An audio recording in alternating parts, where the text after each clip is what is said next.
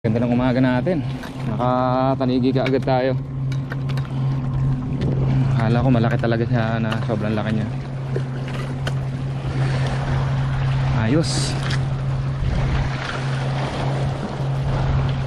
Whew.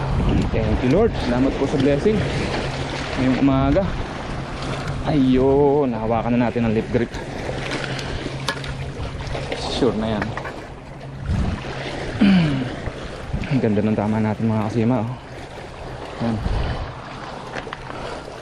Ang ganda-ganda ang size nito.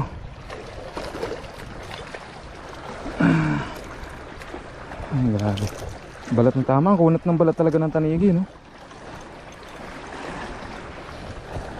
So yan mga kasima, oh. Unang land natin.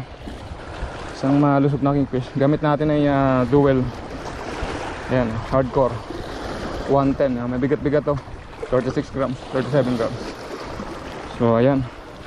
Ayos. Woohoo! So tapon ulit tayo mga kasima.